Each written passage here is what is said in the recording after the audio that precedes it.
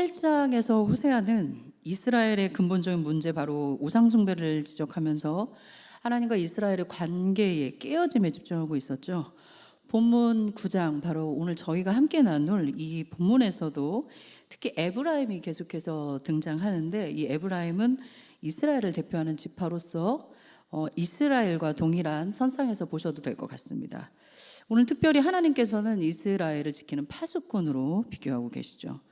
이스라엘, 그러니까 이 에브라임의 우상 숭배는 그들의 삶을 파괴했습니다. 실제로 그들의 생활이 물리적으로 부서지거나 없어진 것이 아니고요, 하나님 외에 다른 신을 섬김으로 하나님과 우상, 하나님과 돈이 혼합되어서 이 하나님 백성의 정체성이 이상하게 뒤틀려 버린 것입니다. 혼합주의는 이 예배 자체를 파괴한 것은 사실 아니었습니다. 이기주의와 실용주의적 사고가 합쳐져서 자신을 위한 예배를 드리게 됐다는 것이죠.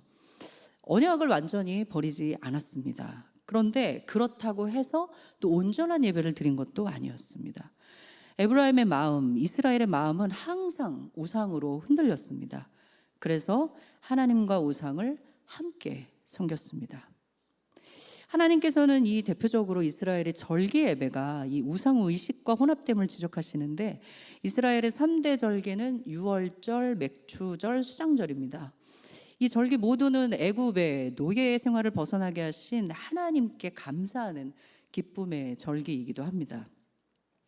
이스라엘이 가지고 있던 양식, 집, 이 땅은 모두 하나님이 주신 것이었는데, 그래서 이스라엘 백성들이 감사하고 기뻐하고 하나님께 예배를 드리게 된 것이죠. 그러나 현재 그들은 우상도 섬겨야 풍성한 이익을 받을 수 있다고 여기고 있습니다. 나에게 좋으면 우상이라도 상관없다. 당시 이스라엘 백성이 갖고 있던 사고방식이었습니다. 우상 숭배는 그렇게 하나님의 백성을 유혹했고 뒤틀리게 했습니다. 이스라엘 백성 스스로 이렇게 말하며 명분을 만들었습니다. 호세아 2장 5절 하반절입니다. 나는 나를 사랑하는 자들을 따르리니 그들이 내 떡과 내 물과 내 양털과 내 삶과 내 기름과 내 술들을 내게 준다 하였습니다. 계속해서 자기가 강조되고 있죠. 이렇게 이기주의가 된 이스라엘은 바알, 목상, 금송아지, 아세라 등의 가나안에 섬겼던 모든 우상을 섭렵했습니다. 3절과 4절에서 말하고 있듯이 에브라임은 하나님께서 금하시는 음식인 우상에게 바쳤던 음식까지도 먹었습니다. 아수르를 비롯한 이 이방 나라들은 종교 의식과 관련해서 음식을 준비하고 우상에게 바쳤는데요, 에브라임이 우상의 음식을 먹었다는 건 이미 우상의 의식에 참여했다는 걸 의미합니다. 다니엘 1장에 보면 다니엘이 이 느부갓네살 왕의 음식을 우상에게 진상되었다가 나온 걸 알고 거부한 장면이 나옵니다. 굉장히 유명한 장면이죠. 다니엘은 자신의 정체성이 영적 거룩함을 지키고자 했기 때문에 그 음식을 거절한 것입니다. 그러나 이와 달리 이스라엘 백성이 에브라임 지파는 너무나 쉽게 영적 정체성을 버리고 바알과 아세라를 위한 의식에 참여했습니다. 하나님은 우상에게 바쳐진 음식을 비유해서 죽은 시체에게 바쳐진 음식과 같다고 하셨습니다. 이 우상의 음식으로 이 하나님의 백성들은 자신들을 더럽힌 것이죠. 이 레위기 17장 1절에서 9절을 보면 하나님은 이스라엘이 우상 숭배 오염되는 걸 막기 위해서 말씀하신 것들이 좀 있습니다.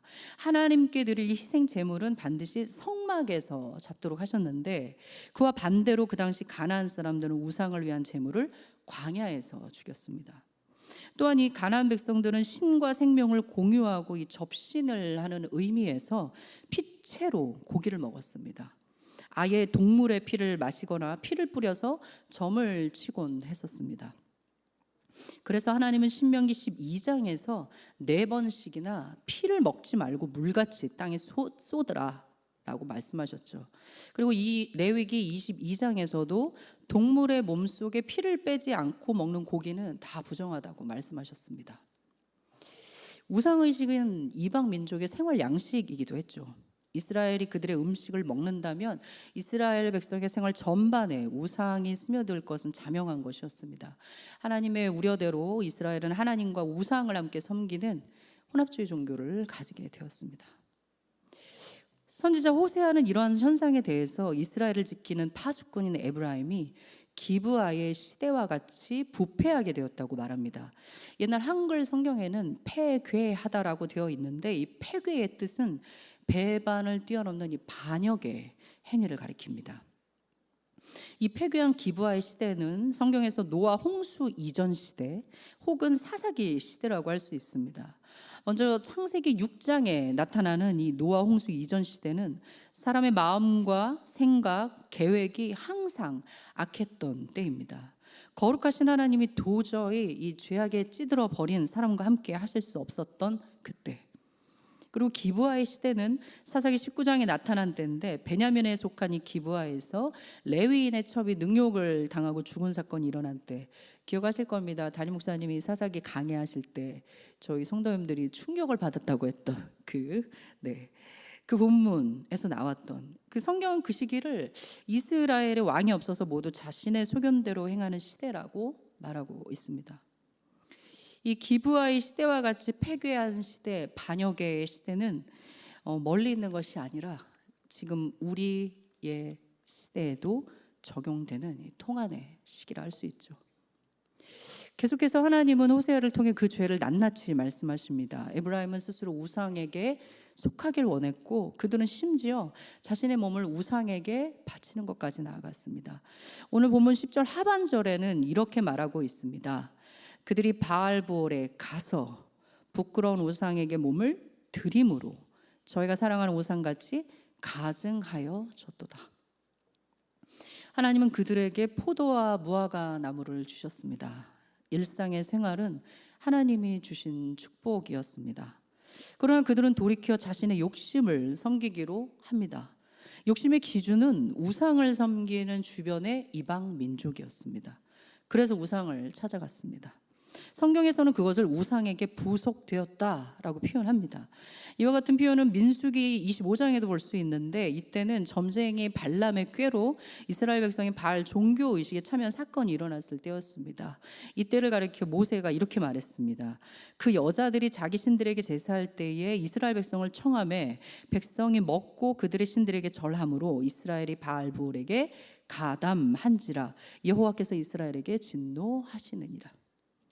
이 구절에서 가담했다는 것이 부속된 것, 그들을 따라가서 바알에게 예배를 드렸다라는 뜻입니다. 하나님이 택한 백성이 바알에게 속하게 된 것이죠. 하나님이 주신 에브라임의 영광이 우상에게 돌아가게 된 것입니다. 실제로 이 에브라임 지파는 야곱과 모세에게 축복을 받았는데 그 축복대로 여호수아 이후에 가장 영향력 있는 지파로 성장합니다. 에브라임 지파가 대표로 있는 이 북이스라엘은 아합과 여로보암 2세, 물론 되게 악한 왕들입니다. 이 아합과 여로보암 2세의 통치 아래에서 정치, 군사, 경제적으로 남유다보다 굉장히 강하게 성장을 합니다. 심지어는 이 주전 853년에 벌어진 이 카르카르 전투에서는 당시 최대 강대국이었던 아수르에게 대항하기도 했던 아주 강대국으로 알려졌던 북이스라엘이었죠. 그럼에도 에브라임은 하나님을 버립니다. 우상의식에 참여합니다. 그리고 음식을 즐깁니다. 그러다 보니 하나님을 섬기던 장소, 이 길갈까지 우상을 숭배하는 곳으로 변질되어 버렸습니다. 오늘 본문 15절입니다. 그들의 모든 악이 길갈에 있으므로 내가 거기에서 그들을 미워하였노라. 그들의 행위가 악함으로 내 집에서 그들을 쫓아내고 다시는 사랑하지 아니하리라. 그들의 지도자들은 다 반역한 자니라. 이 구절에서 말하고 있는 길갈은 이스라엘이 요단강을 건너 가나안 땅에 도착했을 때 첫 장소였습니다. 가나안 전쟁의 전초기지이면서 영적 중심지였습니다. 또한 북이스라엘의 중요한 예전이 행하여지던 장소이기도 했죠. 옛날 광야 세대에게 할례를 처음으로 시행했던 곳도 길갈이었습니다. 사무엘은 이곳에서 종교적 모임을 가졌고 사울 왕이 이곳에서 초대 왕으로 추대되었습니다. 후에는 선지자 엘리사가 활동한 곳이기도 했죠. 그런데 이 길갈이 베델과 함께 우상을 숭배하는 장소가 되어버린 겁니다. 이것은 파수꾼이었던 에브라임이 우상에게 이 영적 입구를 열어 주어서 거룩한 하나님의 기업을 더럽힌 반역자, 폐괴하게 되었다는 것입니다. 사랑하는 성도 여러분, 말씀을 지켜야 하는 파수꾼이 도리어 말씀을 해치고 예배를 지켜야 하는 파수꾼이 도리어 예배를 경시하는 이러한 이중적인 이스라엘 모습이 우리에게 오늘 큰 경고를 줍니다. 우리 영적 기갈에 내 자신의 이익을 중심에 놓고 주변 사람들을 보게 되면 나도 모르는 사이에 하나님과 우상을 겸하여 섬기게 됩니다.